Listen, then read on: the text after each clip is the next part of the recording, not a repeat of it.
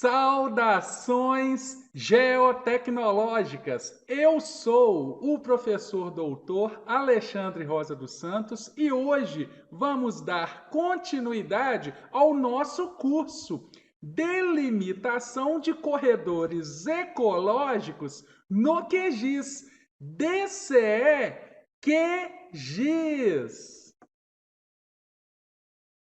A aula 14 de nosso curso é intitulada Demonstração Matemática do Método AHP proposto por Saat em 1977. Imagens matriciais de custo processadas no curso Delimitação de Corredores Ecológicos no QGIS. Então, até o momento, nós já processamos em nosso curso as seguintes imagens matriciais: a imagem matricial de custo de declividade, a imagem matricial de custo de APP, a imagem matricial de custo de fragmentos florestais e a imagem matricial de custo de uso e cobertura da terra.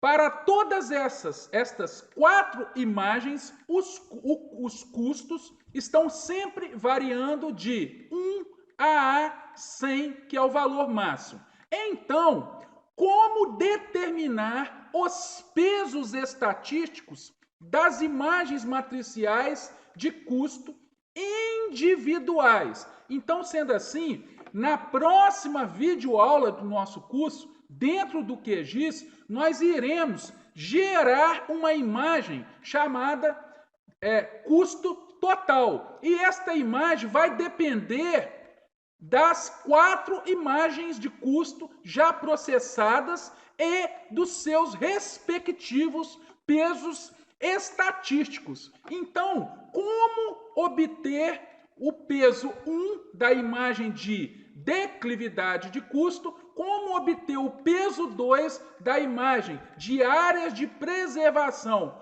permanente de custo, como obter o peso 3 da imagem matricial de fragmentos florestais de custo e, por fim, como obter o peso 4 da imagem matricial de uso e cobertura da terra. Então, eu irei lhe apresentar, ainda nesta videoaula, todas as etapas metodológicas, onde eu irei apresentar passo a passo o método proposto por Saat em 1977, intitulado Método AHP, onde nós iremos obter estes pesos com uma razão de consistência menor que 10%.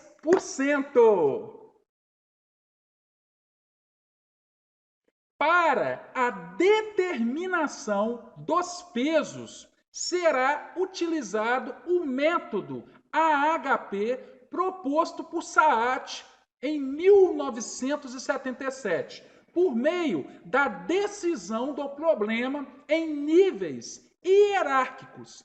Este método determina, por meio da síntese dos valores dos agentes de decisão, uma medida global para cada alternativa, priorizando-as ou classificando-as ao finalizar o método. Vamos utilizar a matriz de comparação par a par ou matriz de decisão, fazendo uso da escala fundamental de Saat, tabela 1. O método de elaboração da matriz faz uso de uma escala de comparação, em que se pode definir linearmente a hierarquia de importância entre os fatores pré-definidos, ou seja, a declividade, a APP, fragmentos florestais e uso e cobertura da terra.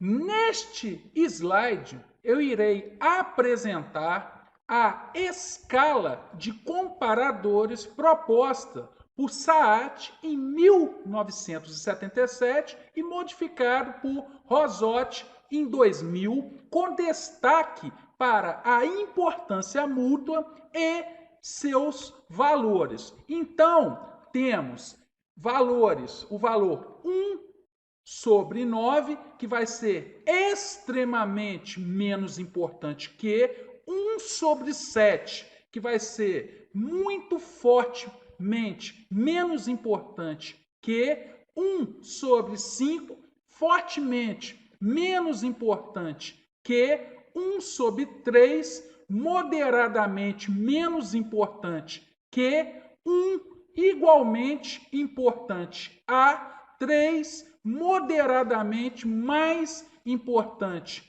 que 5, fortemente mais importante que 7, muito fortemente mais importante que, e 9, extremamente mais importante que.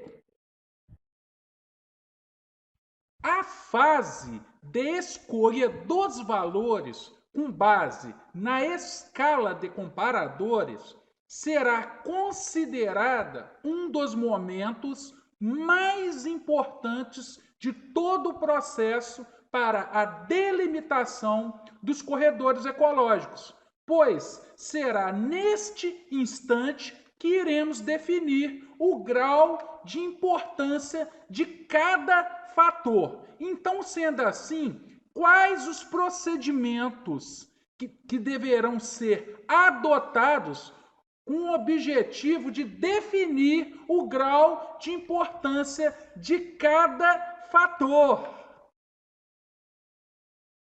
Procedimento 1. Ao comparar um impacto ambiental com outro, o pesquisador pode simplesmente, com base em sua experiência e em visitas de campo, definir a escala de importância.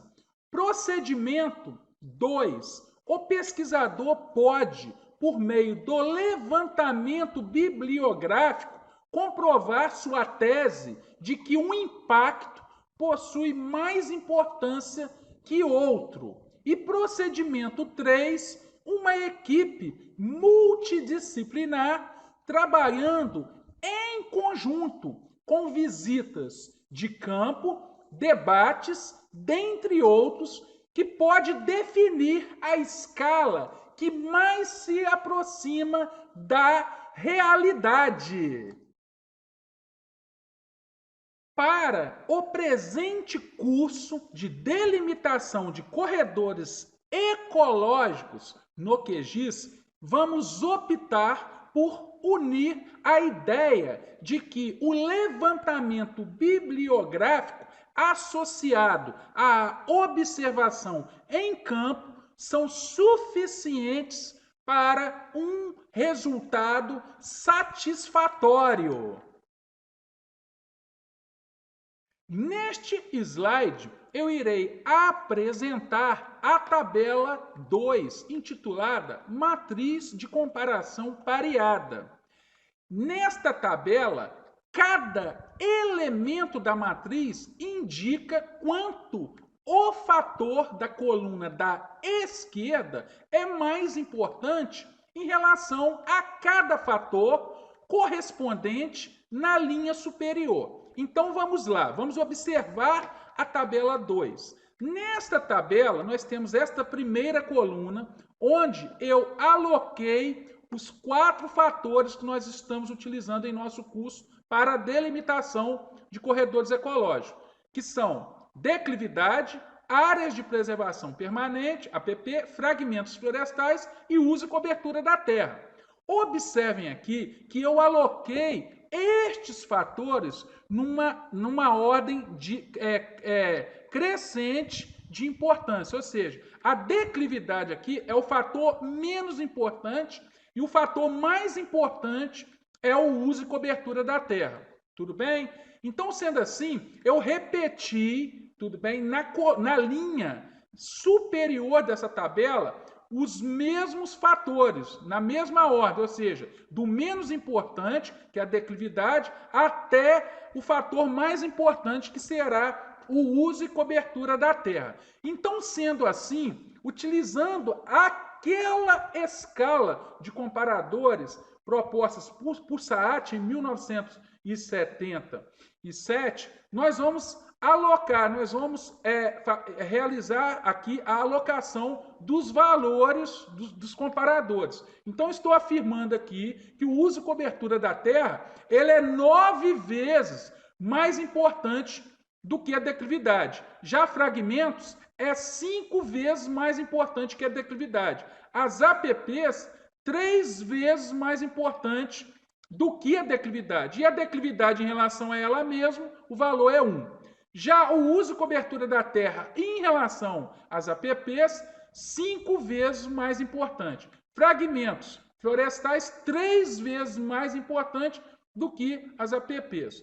A APP em relação a ela mesma, 1. Já a declividade em relação à APP, ela é 3 vezes menos importante. Já o uso e cobertura da terra, ele é 3 vezes mais importante do que os fragmentos. Os fragmentos em relação a ele mesmo é 1. Já a APP em relação aos fragmentos são 3 vezes menos importante. E a declividade em relação aos fragmentos, 5 vezes menos importante. Já o uso e cobertura da terra em relação ao próprio uso e cobertura da terra, 1.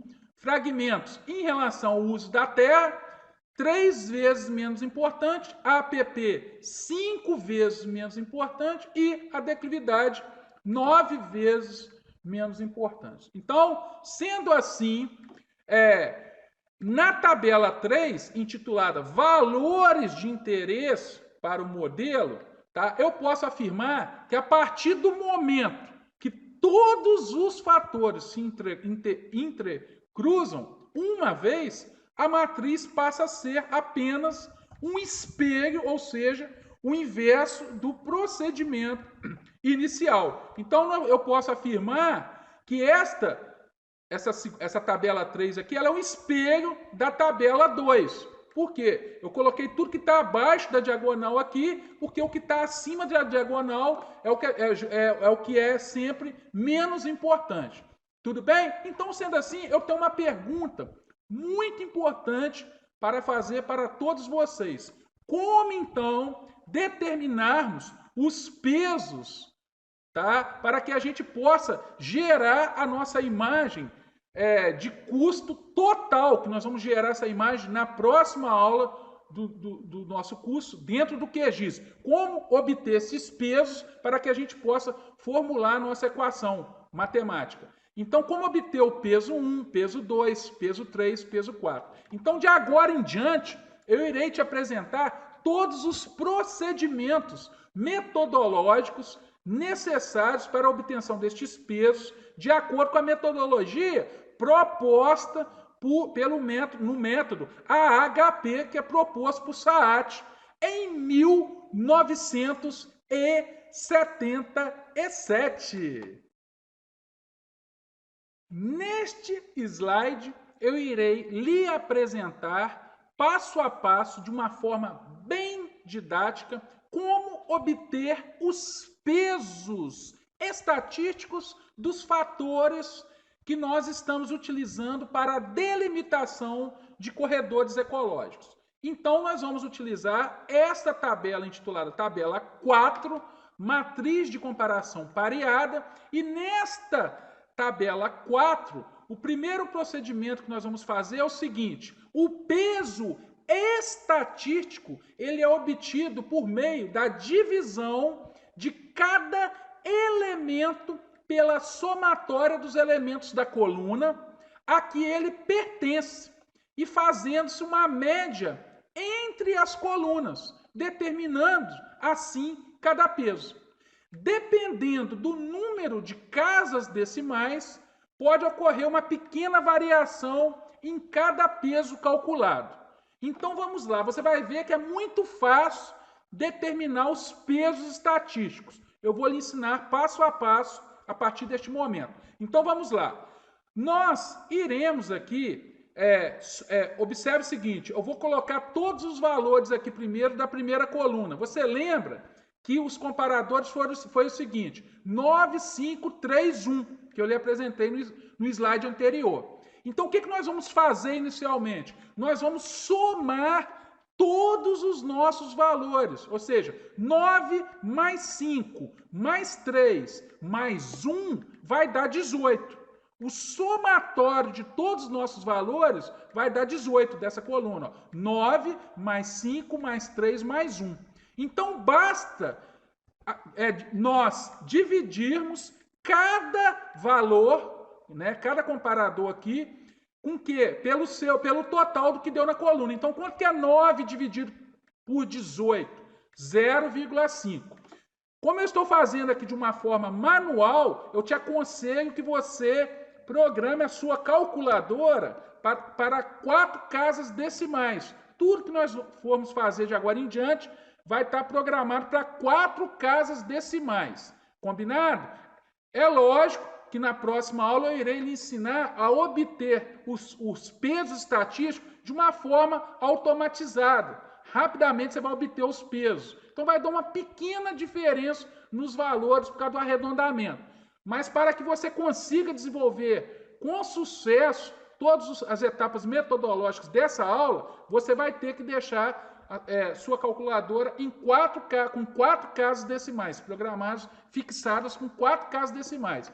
Então, 5 dividido por 18, 0,2778, e assim até 1 por 18, 0,0556. Vamos repetir isso também para a segunda coluna, onde nós temos o quê? Você lembra? Era 5, 3, 1 e 1 sobre 3. Mais 1 sobre 3 é 0,333. Então vai dar quanto o somatório? 5 mais 3, 8. 8 com mais 1, 9. 9,333. Então você vai dividir todo mundo por 9,3333. E você vai obter estes valores aqui. Tudo bem? Vamos repetir o mesmo procedimento para a coluna 3. Você lembra que no slide anterior nós tínhamos os seguintes fatores: 3, 1, 1 sobre 3 e 1 sobre 5. Então, vai dar quanto o somatório? 1 sobre 3 é 0,3333 e 1 sobre 5 é 0,2. Então, vai dar 3 mais 1, 4. 4,3333 mais 2 vai dar 4,5333, que é o somatório. Então, basta dividir todos os valores pelo somatório. Então, vai ficar 3 por 4, dividido por 4,5333, você vai obter todos esses valores aqui. E no final, né, que é a última coluna, vai ser o quê? Vai ser 1, porque vai ser o uso da terra, com o próprio uso da terra é 1, e aqui vai dar o quê? 1 sobre 3, 1 sobre 5 e aqui 1 sobre 9. Mas quanto que é 1 sobre 9? 0,1111. Quanto que é 1 sobre 5? 0,2. Quanto que é 1 sobre 3? 0,3333. Se eu somar todos esses valores, 1 mais 0,3333 mais 0,2 mais 0,1111, você vai obter este valor total aqui, que é o somatório, 1,6444. Basta dividir cada valor pelo somatório, que você vai obter estes valores aqui. Simples. Então, finalmente, olha como que é fácil. Para obter os pesos estatísticos, basta você aplicar uma média aritmética de cada linha. Então, vamos pegar essa linha da declividade aqui, ó. Essa primeira linha aqui, que é essa aqui de cima. Quais são os valores que você obter? Foi esses aqui, ó, depois de igual. Este, mais este, mais este, mais este. Basta somar e dividir por 4. Você vai ter o peso. Então, mesmo assim, de forma didática, eu vou te apresentar. O peso 1, que vai ser esse primeiro peso, vai ser quem? Vai ser este valor mais este segundo valor, mais este terceiro valor, mais este quarto valor, dividido por quanto? Por 4, porque é a média aritmética. É o somatório de todos os valores que vai de I, que vai de 1 a N, dividido por N, que no caso aqui é 4. Vai dar quanto o valor do peso? 0,0508.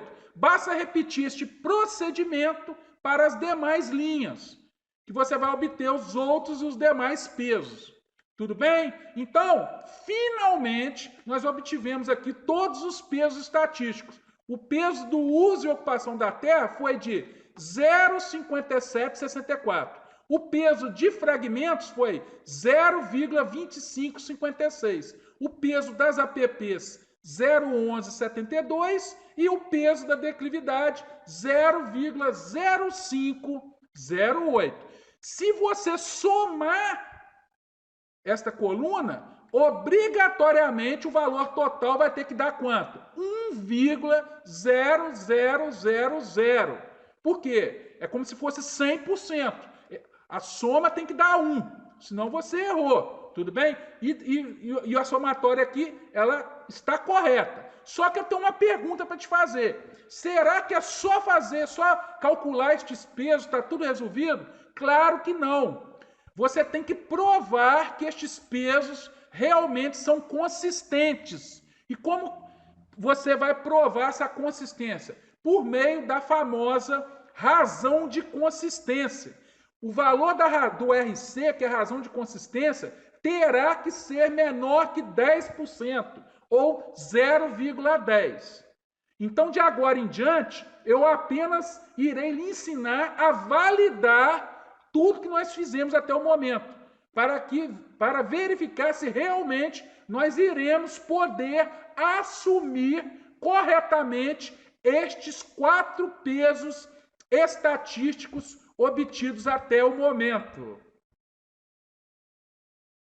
Neste slide, eu irei lhe apresentar todas as equações necessárias para a avaliação da consistência dos pesos estatísticos que nós obtivemos até este momento. Ou seja, como determinar então a razão de consistência, o nosso RC, e quais são as equações que irão fazer parte deste processo. Sendo assim, o nosso RC será igual a IC sobre IR, em que RC é a razão de consistência e IR é o índice aleatório que pode ser extraído aqui desta tabela 5, cujos valores de R para as matrizes quadradas de ordem N são propostos de acordo com este laboratório, onde, como nós temos aqui, nós estamos trabalhando com 4 fatores, tá? Então, o nosso valor de R vai ser 0,9. Então, eu já sei que o valor do meu IR vai ser 0,9 aqui. Para me calcular o valor de RC, basta então eu descobrir o valor de IC, que vai ser o índice de consistência calculado pela seguinte equação. Esse índice de consistência vai ser a relação entre quem? Lambda máximo menos N sobre N menos 1. N é 4. Então, aqui de baixo vai dar 4 menos 1, 3, e aqui vai dar 4. Se eu achar o lambda, praticamente eu vou determinar o RC. Mas como determinar esse lambda? E o que significa o lambda? Tudo bem? Nesta equação, N é o número de variáveis testadas, que corresponde ao número de colunas e linhas. No nosso caso aqui, nós estamos trabalhando com 4 fatores, 4 variáveis. E o lambda nosso é o nosso autovetor, que vai ser calculado pela seguinte equação. Tudo bem?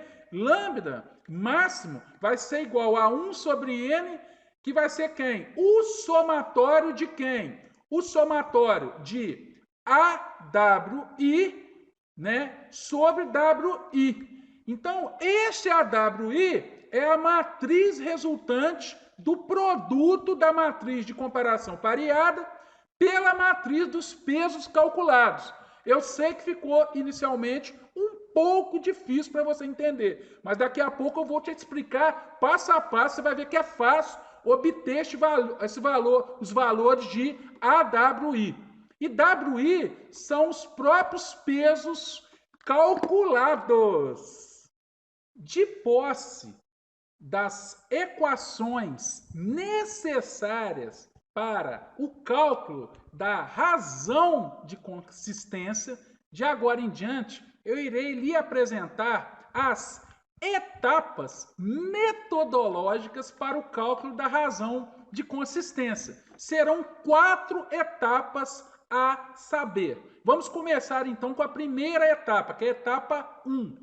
Nesta etapa 1, iremos determinar primeiramente os valores do AW, multiplicando a matriz de comparação pareada pela matriz dos pesos estatísticos. É muito simples. Então, o que vai ser o AW? AW vai ser a nossa própria matriz, só os valores internos de nossa matriz, que são estes aqui.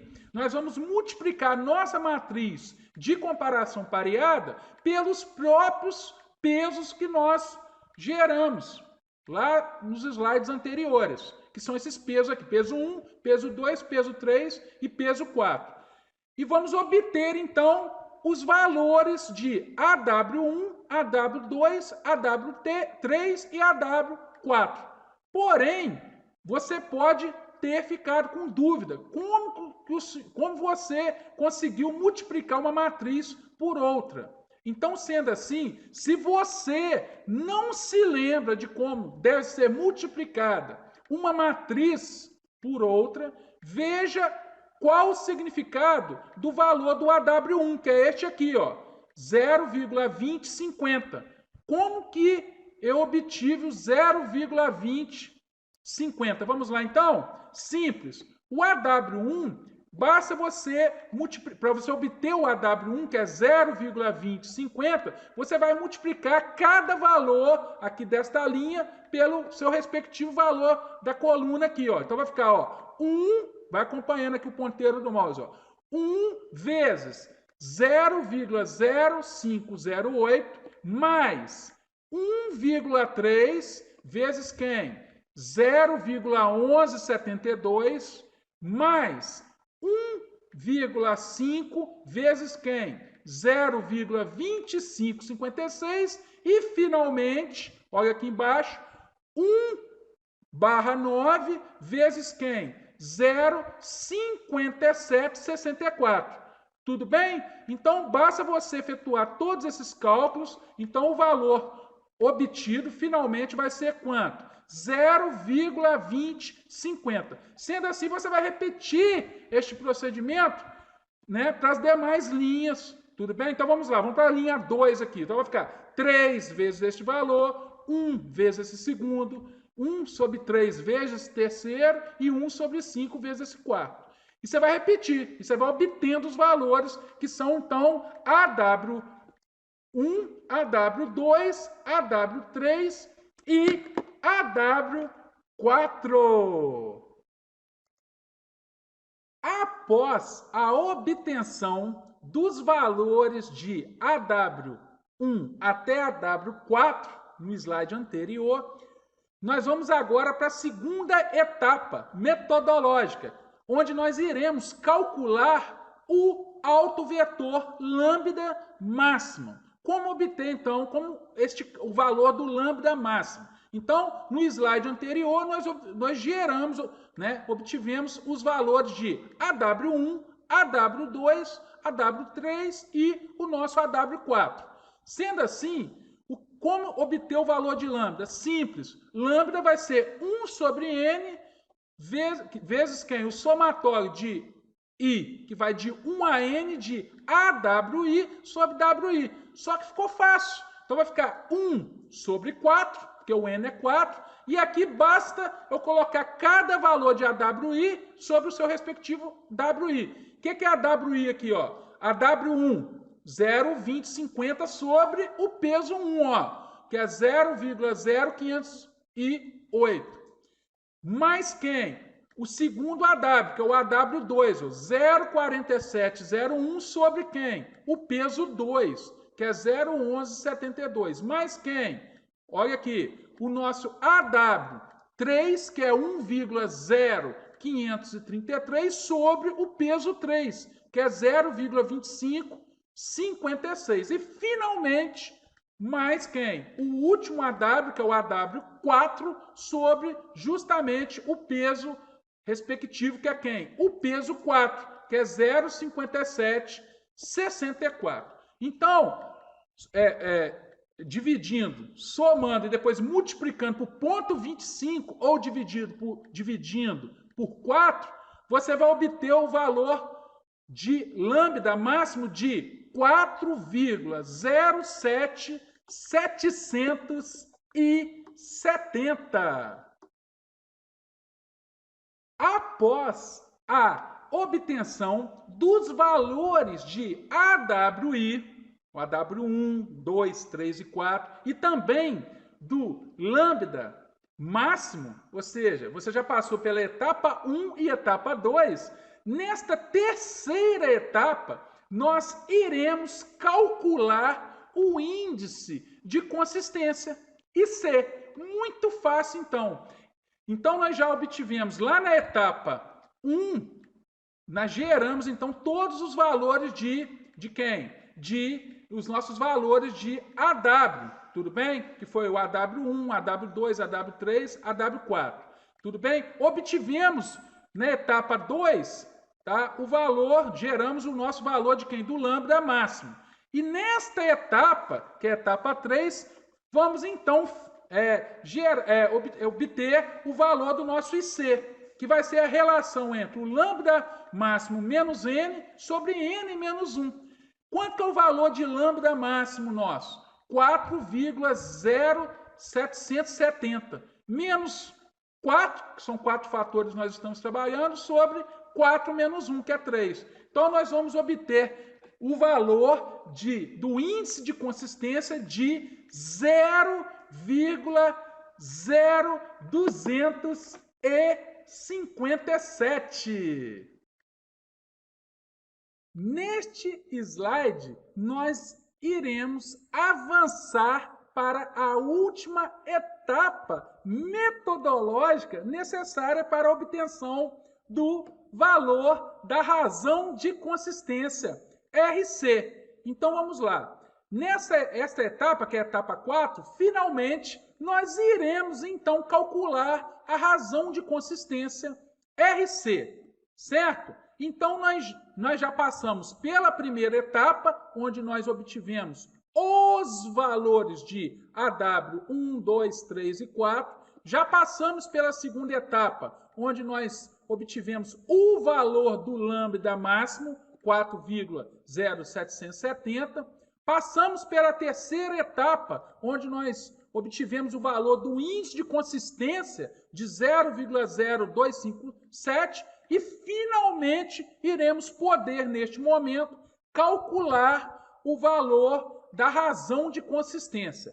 Esta razão de consistência vai ser a relação entre IC e R.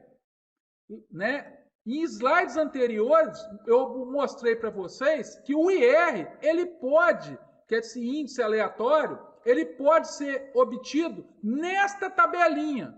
Ou seja, como nós temos 4 fatores, o valor de IR nosso vai ser 0,9. E o IC que nós obtivemos na etapa 3 foi de quanto? 0,0257. Então, se eu dividir 0,0257 pelo valor de 0,9, nós vamos finalmente obter o valor da razão de consistência de 0,0286. E, com muita felicidade, eu posso afirmar com carinho, com toda certeza, que a nossa razão de consistência ela foi menor que 0,10, ou seja, do que 10%. Sendo assim, ou seja, o valor de 0,0286 é menor do que 0,10. Sendo assim, a consistência dos nossos pesos realmente é aceitável. Então, sendo assim, nós poderemos com sucesso, na próxima videoaula do nosso curso, obter a imagem de custo total de toda a nossa área de estudo, tendo como entrada o que? Para a obtenção dessa imagem de custo total, estes pesos aqui. O peso da declividade, o peso das APPs, né? O peso dos fragmentos florestais e, finalmente, o peso do uso e cobertura da terra. Imagem de custo total. De posse das imagens matriciais processadas de custo de declividade, custo de APP, custo de fragmentos florestais, custo de uso e cobertura da terra. Para todas estas imagens, os custos estão variando de 1 ao valor máximo de 100. Então, de posse destas 4 imagens, nós também obtivemos nesta videoaula, com sucesso, né, nós calculamos os pesos representativos para cada uma destas imagens matriciais. Ou seja, então, sendo assim, nós podemos gerar esta imagem intitulada, essa equação intitulada equação de custo total, que vai ser o quê? Custo total vai ser o peso 1 vezes a declividade de custo mais o peso 2 vezes a APP de custo, que é as áreas de preservação de permanência de custo, mais o peso 3 vezes os fragmentos florestais de custo, mais o peso 4 vezes o uso e cobertura da terra de custo. Então, sendo assim, como nós já obtivemos os pesos, nós podemos jogar esses pesos aqui na equação. Então, os pesos obtidos de forma manual aqui nesta videoaula foram os seguintes. Tá? E qual foi a equação que nós podemos montar? Custo total, que é a nossa imagem que nós iremos gerar na próxima videoaula do nosso curso. O custo total vai ser igual a quem? O peso 1, que é 0,0508, vezes a declividade de custo, mais o peso 2, que é 0,1172, vezes a APP de custo, mais o peso 3, 0,2556, vezes frag custo, que são os fragmentos florestais de custo, e, finalmente, mais o peso 4, que é 0,5764, vezes a imagem matricial de custo de quem? De uso e cobertura da terra. Só que estes pesos foram obtidos aqui de forma manual, para que você entenda todo o processo, porque você fixou 4 casas decimais em sua calculadora. Na próxima videoaula, eu irei ensinar um método automatizado, tudo bem? Eu vou te ensinar a obter estes pesos de acordo com o SAAT 1977, o método AHP, só que de forma automática, vai ser rapidamente você vai obter os pesos. Sendo assim, vai dar uma pequena diferença nos valores dos pesos obtidos, porque lá não ocorre a fixação de 4 casas, igual eu fiz aqui de forma manual. Então, na verdade, os pesos que nós iremos utilizar, né, que eu irei ensinar a obter na próxima videoaula, nós iremos gerar uma nova equação, então, que vai ser relacionada com os pesos obtidos de forma automática. Então, nós vamos gerar uma imagem de custo total só com valores de pesos aproximados, ou seja, esses aqui serão os pesos que nós vamos utilizar efetivamente. Vai dar uma pequena diferença por causa de arredondamento, combinado? Mas a equação é esta aqui, tudo bem? Então, na próxima videoaula, nós iremos obter a imagem de custo total, que vai ser o quê? O peso de cada uma destas imagens de custo, tá? Custo de declividade, de APP de fragmentos florestais, de uso e cobertura da terra, ou seja, então nós vamos trabalhar com os pesos de cada uma dessas imagens, tudo bem? Para a obtenção da nossa imagem de custo total.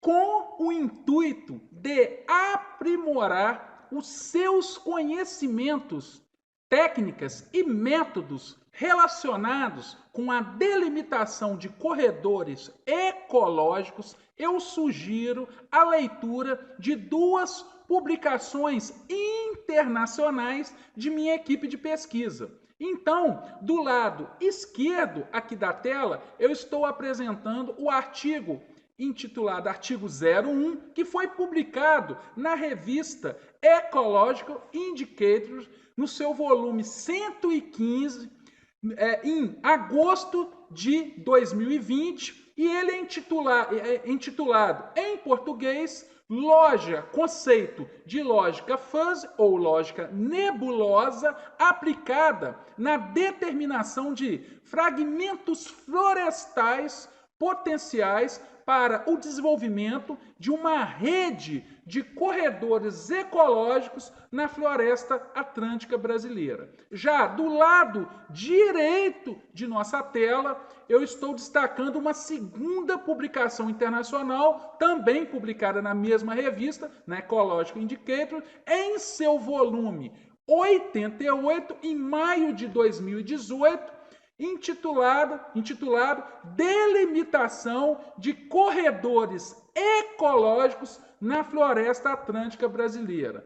Estes dois artigos, ou seja, o artigo 103 e o artigo 99, eles podem ser também acessados em minha página, né, de publicações internacionais, nacionais e, sobretudo, internacionais, neste link disponibilizado na parte inferior aqui de nosso slide. É com muito carinho, entusiasmo e satisfação que lhe agradeço de coração pela interpretação desta aula e lhe aguardo na próxima videoaula de nosso curso Delimitação de Corredores Ecológicos no QGIS.